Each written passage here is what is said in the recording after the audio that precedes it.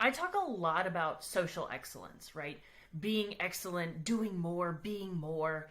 And I think it's important to note that excellence is not the same as perfection. Striving for perfection is not only unrealistic, it's a downright harmful mindset.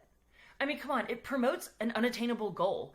And yes, it is unattainable because we are humans and are therefore inherently flawed and imperfect.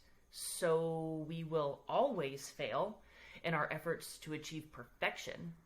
And that's just bad goal setting. Being set up to fail? No thank you.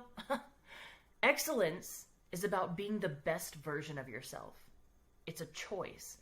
It's the acknowledgement that not every moment of every day is going to be your best, and that's okay. That's an important difference. Perfection frames anything less than perfect as failure. That's not healthy and not realistic.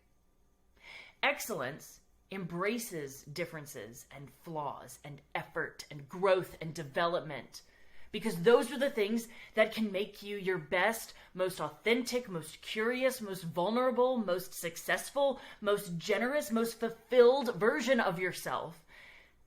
So I hear you asking, how can I focus on excellence and let go of this desire for perfection? I got you. Try this. At the end of the day, when you're replaying some conversation in your head or stressing about this situation in your life, you're worried about how something played out or questioning if you did a good enough job, ask yourself these two questions. Did I do what I thought was right? Did I do my best? If the answer is no to one or both questions, that's okay. This is your opportunity to reflect on why and make meaning from that experience.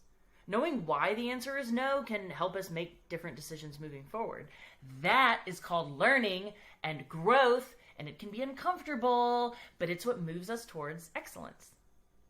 Now, if you can honestly answer yes to both of those questions, awesome! You chose excellence today. And that's all anyone can ask of us, and all we can ask of ourselves. So, stay excellent, y'all.